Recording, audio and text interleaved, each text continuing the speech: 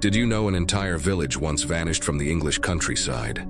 Every man, woman, and child, leaving behind only claw marks in the dirt and whispers that the wind itself was alive? Locals still call it Black Hollow, though on maps it no longer exists. Some say the village was erased by time, others say something took it. But the few records that remain tell a story darker than any folklore. A story of a witch who never showed her face, because she didn't need to. You couldn't see her, but you could feel her. And once she felt you back, you were already hers. The story begins in 1894, deep in the mist-choked hills of northern England, in a place once known as Black Hollow, a small farming community of just 27 families. The village sat low in a valley where the fog never lifted, where even in daylight the sun seemed smothered by something unseen. The soil was rich but strange, a dark, ashy gray that yielded crops faster than any surrounding farms.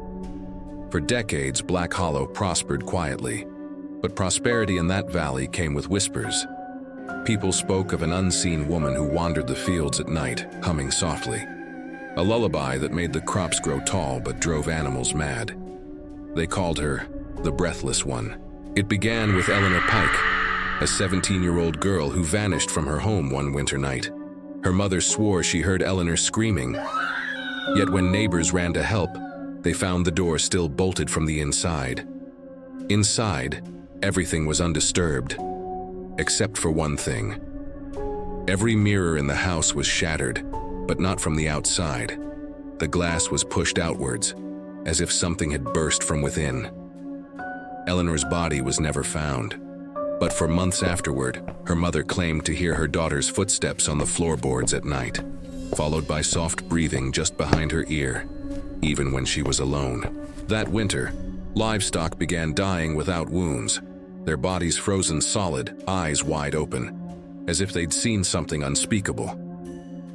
In 1895, villagers began reporting strange phenomena. When the wind blew through Black Hollow, it made no sound. Trees swayed, leaves rustled, but no one could hear it. It was as if the air itself had been drained of breath. Children complained of cold hands that tugged their clothes. Doors opened by themselves. Shadows lingered longer than they should. One man, Thomas Griggs, claimed he woke to find his wife levitating above the bed, her body arching backward, mouth open. But there was no sound, no scream. She died seconds later, eyes staring at the ceiling as frost spread across her face. By spring, the village priest declared that something unholy had slipped between worlds and taken root in Black Hollow. He ordered everyone to stop saying her name aloud, because by then, everyone knew who she was. According to records found in parish archives, centuries earlier there had been a woman named Agatha Crow, a healer accused of witchcraft in 1667. She lived on the same land where Black Hollow would later be built. Villagers once sought her for medicine and blessings, but when a plague struck and her remedies failed, they turned against her. They said she cursed their children with her breath, the breath that carries death. Agatha was dragged from her home, her tongue cut out and burned alive in the valley. As she died, she tried to scream, but only air escaped her lungs. The witnesses swore the smoke didn't rise. It spread sideways, creeping across the ground like fog. Before her ashes scattered, she supposedly whispered a final curse. "If I cannot speak, then the wind shall speak for me, and it shall carry me to your sons and your sons' sons." From that night on, every generation that lived in that valley suffered strange disappearances, until finally, the town itself was gone. In 1902, 8 years after Black Hollow vanished, a series of handwritten pages were discovered inside a sealed jar buried in the ground. The writing belonged to a woman named Margaret Bell, one of the last living residents. Her final entries described the slow descent into horror that took over the town. She wrote, "The air moves when she's near. It feels heavy, as if it wants to speak. We see nothing, but something watches us when we sleep. It presses on my chest when I breathe. It hums, low, like the earth sighing, like the earth. My husband tried to leave last night. He said he heard his mother calling him. She's been dead 10 years. When he opened the door, the fog came in, and then he was gone. Her final entry read, "She's inside now. I can feel her hand inside my throat. I can't scream. I can't." The ink line ends mid-word. When investigators arrived months later, they found the valley completely empty. No bodies, no animals, no sound. The soil was unnaturally cold to the touch, and every structure was covered in a thin layer of soot. The air was so thick it distorted light. People said it felt like standing underwater. In the center of the village, where the church once stood, there was a massive black circle scorched into the ground. Perfectly round, perfectly smooth. A sound engineer who visited in 1921 claimed that no echo existed there. Every sound made in that circle simply vanished. He said it felt like the world was holding its breath. Over the next century, the name Black Hollow became a legend, then a myth. But strange reports began to surface again, always in places where the wind seemed to die. In 1979, hikers passing through the valley claimed their radios stopped working, and their voices came back distorted, as if someone else was speaking with them. In 1996, a journalist named Peter Halden recorded an interview near the site. Halfway through, his microphone picked up an extra voice whispering in between his words. Audio experts later enhanced it. The whisper said, "Do you remember me?" Peter never published the story. 2 months later, he was found dead in his apartment, lungs full of ash. In 2013, a small production team from a paranormal YouTube channel decided to investigate the legend of Black Hollow. They called their project The Invisible Witch. They entered the valley with thermal cameras, EMF readers, and microphones. Their footage, what little survived, was recovered from a destroyed hard drive months later. It begins like any ghost investigation. Laughing, nervous excitement, static-filled banter. But within minutes, something feels wrong. One of the crew says he feels pressure in his ears, like being deep underwater. Another points out that their breath doesn't make sound on the mic.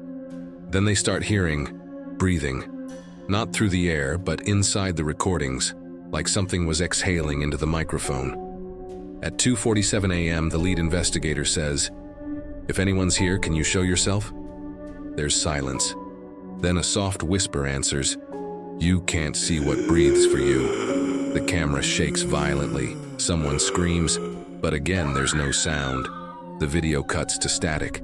Only one man made it out. His name was Daniel Locke. He was found wandering 15 miles away, eyes bloodshot, his skin covered in soot. He never spoke again. Locals say after that night, the valley began to move again. Fog started spreading to nearby villages. Wind would vanish mid-gust. In 2018, a truck driver passing through the area called emergency services after his vehicle stalled in dense fog. Dispatch recorded the call. Dispatcher: "What's your location, sir?" Driver: "I don't know. Everything's gray. I can't see the road." Dispatcher: "Are you safe?" Driver: "She's breathing in the truck." The line went dead. The truck was found 3 days later, engine still running, doors locked. The seat was empty, but there was condensation on the inside of the windshield, in the shape of a woman's hand. Modern researchers studying the legend suggest the invisible witch isn't a ghost at all, but a phenomenon created by centuries of trauma and fear. They call it a psychogenic resonance, a form of energy fed by belief itself. But others argue the evidence is too specific. The soil samples around Black Hollow contain rare traces of carbonized bone. Atmospheric sensors record sudden drops in air pressure, like something inhaling nearby. And then there's the audio recordings. Each time someone says the witch-ass name aloud, the frequencies in the room dip below human hearing, as if something unseen is listening back. They say the curse of Agatha Crow never ended. She was denied breath. Now she takes it, denied voice. Now she speaks through others. Some claim if you stand in the Black Hollow Valley and hold your breath long enough, you'll feel another one matching yours. Colder, slower, almost inside you. And if you listen close enough, you'll hear her whisper, right against your ear, "Thank you for breathing for me." Last year, a research group from Leeds University secretly returned to the valley with high-frequency microphones. What they found terrified them. At first, the recordings showed nothing but static. But when the audio was slowed down 100x, faint voices became clear. Hundreds of overlapping whispers, all speaking at once. And among them, one distinct sentence repeated again and again. "We're still here." The researchers sealed the recordings and refused to publish their findings. The lead scientist, Dr. Lydia Morgan, quit her position weeks later. Her final email to colleagues said, "I think the air remembers." Today, Black Hollow doesn't exist on maps. The valley has been closed off, labeled as unstable terrain. But truckers and hikers still claim to pass through it by mistake. Their stories always sound the same. They describe a sudden silence, the world turning gray, the air thick and cold. Some swear they feel hands on their shoulders, a voice humming softly behind them. And when they leave the valley, if they leave, their recordings are filled with a strange, rhythmic breathing. Not theirs, something else's. Maybe Black Hollow was swallowed by a natural disaster.